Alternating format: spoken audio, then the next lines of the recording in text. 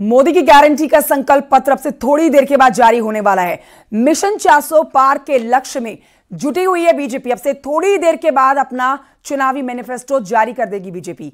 PM Modi की मौजूदगी में दिल्ली स्थित बीजेपी मुख्यालय में संकल्प पत्र अब से थोड़ी देर के बाद हो जाएगा जारी। और इस मौके पर बीजेपी के राष्ट्रीय अध्यक्ष जेपी नड्डा, केंद्रीय गृह मंत्री अमित शाह, संकल्प पत्र बनाने वाली टीम और उसके अध्यक्ष राजनाथ सिंह मौजूद रहेंगे। ये ताजा तस्वीरें आपको दिखा रहे हैं। भीमराव अंबेडकर जयंती भी आज है, नवरात्र भी चल रहे हैं और सबसे बड़ी बात, आज बीजेपी अपना मैनिफेस्टो जारी करने वाली है, जिसका बेसब्री से इंतजार किया गया है। लंबे समय से देखिए जो बातें की जा रही थी, जो चुनावी वादे घोषणाएं किए जा रहे थे, आज वो आप ऑन पेपर बीजेपी की तरफ से खुद मैनिफेस्टो जारी करते हुए जानने वाले हैं। हालांकि विपक्ष भी तैयारी करके बैठा हुआ है कि किस तरह से बीजेपी को घेरना है उनके मैनिफेस्टो में, लेकिन यह जानकारी मिल रही है कि सीधे तौर पर मोदी की गारंटी और विकसित भारत 2047 की थीम पर देश को 2047 तक विकसित बनाने के लिए ही आज बीजेपी का यह संकल्प पत्र, मैनिफेस्टो, घोषणा पत्र जारी होने वाला है।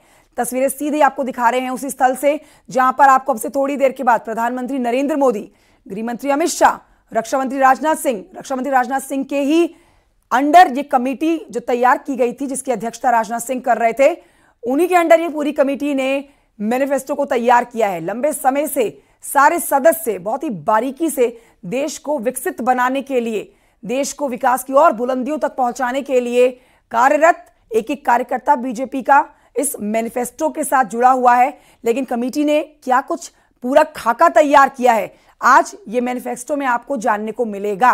तस्वीरें आपको दिखा रहे हैं। आज भीमराव अंबेडकर जयंती भी है, नवरात्र चल रहे हैं, प्रधानमंत्री नरेंद्र मोदी 9 दिन के उपवास पर भी हैं और इसीलिए देखिए आज रविवार का दिन जो है बेहद महत्वपूर्ण हो जाता है, क्योंकि बीजेपी के संकल्प पत्र को आज देश के सामने रखा जाना है। अब तक आपने देखा, ये तस्वीरें आप देखिए, सीधी तस्वीरें आप तक पहुंचा रहे हैं। प्रधानमंत्री नरेंद्र मोदी पहुंच चुके हैं। प्रधानमंत्री नरेंद्र मोदी और उनके साथ आपको नजर आने वाले हैं गृह मंत्री अमित शाह भी, रक्षा मंत्री राजनाथ सिंह भी पहुंचने वाले हैं। ये तस्वीरें आप देखिए, सीधी तस्वीरें आप देख रहे हैं। रक्षा मंत्री राजनाथ सिंह भी आपको दिखेंगे, गृह मंत्री अमित शाह आपको फिलहाल दिख रहे हैं। गृह मंत्री अमित शाह, ये पूरा पैनल आज अपना बीजेपी का घोषणा पत्र जो है वो देश के सामने रखने वाला है। देश के सामने आज वो बड़ी बातें होंगी जो आज बीजेपी की तरफ से कही जाने वाली हैं। 2 तस्वीरें आपके सामने, राष्ट्रपति द्रौपदी मुर्मू भी पहुंच चुकी हैं, गृह मंत्री अमित शाह पहुंच गए हैं। संकल्प पत्र थोड़ी ही देर में घोषणा पत्र आपके सामने होगा। ये वो तस्वीरें हैं जहां मंच पर आपको अभी थोड़ी देर के बाद पीएम मोदी, गृह मंत्री अमित शाह और रक्षा मंत्री राजनाथ सिंह नजर आएंगे। एक एक करके तमाम दिग्गजों का आना शुरू हो चुका है। प्रधानमंत्री नरेंद्र मोदी पहुंच चुके हैं। देखिए, तो अब आप ये कह सकते हैं कि समय बहुत ही थोड़ा सा, राष्ट्रपति द्रौपदी मुर्मू जो है वो अंबेडकर जी की इस प्रतिमा पर पुष्प अर्पित कर रही है। आज जयंती, भीमराव अंबेडकर जयंती। पार्लियामेंट से सीधी तस्वीरें आप तक पहुंचाई जा रही हैं।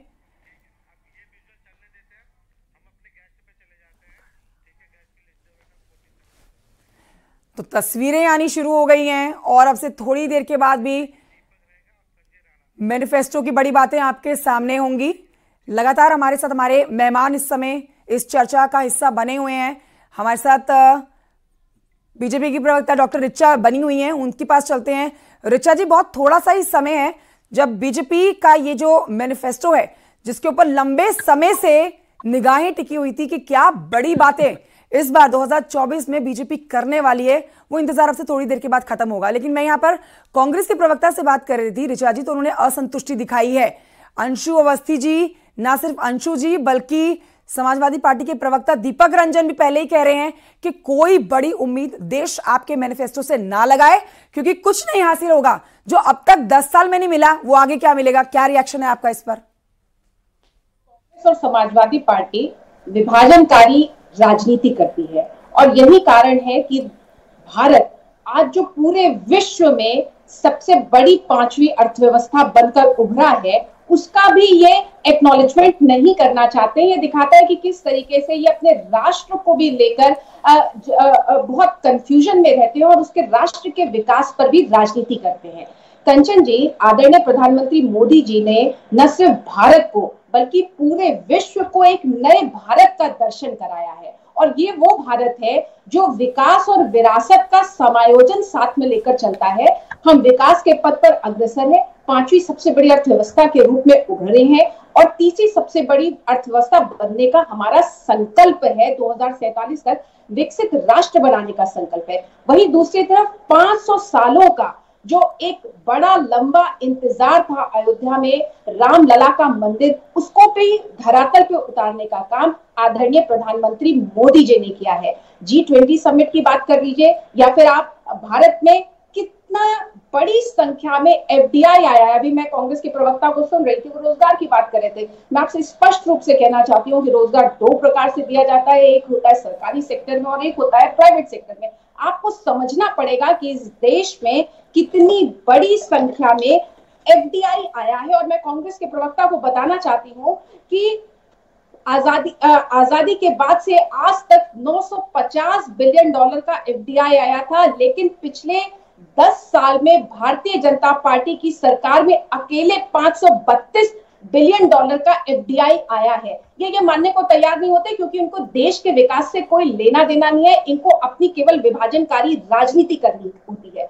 मैं इन दोनों को यह भी बताना चाहती हूँ, कांग्रेस और समाजवादी पार्टी को, कि 2014 से पहले इस देश में स्टार्टअप की संख्या सिर्फ 350 थी, लेकिन आज उन स्टार्टअप की संख्या 90,000 पहुंच गई है, जिसके माध्यम से करोड़ों करोड़ युवाओं को रोजगार मिल रहा है। और ये वो स्टार्टअप करने वाले लोग हैं जो किसी बड़े व्यवसायिक घराने से नहीं आते, बल्कि सामान्य लोग हैं जिन्होंने स्टार्टअप शुरू किया। योजनाओं की भारतीय जनता पार्टी जो सबका साथ सबका विकास की बात करती है, मैं रही समाजवादी, इसके लिए आपको कश्मीर के लोगों से जाकर बात करनी पड़ेगी। और कश्मीर के लोग आज खुशी जाहिर कर रहे हैं। ये बात अलग है कि धारा 370 हटने से समाजवादी पार्टी और कांग्रेस बेहद दुखी नजर आती हैं।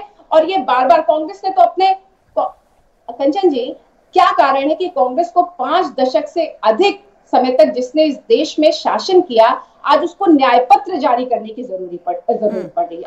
हम भारतीय जनता पार्टी, प्रधानमंत्री मोदी जी आज अपना संकल्प पत्र जारी करेंगे, क्योंकि हम संकल्प लेते हैं, उसको पूरा करते हैं। और संकल्प को पूरा करने के लिए मोदी जी की गारंटी है, और ये मोदी जी की गारंटी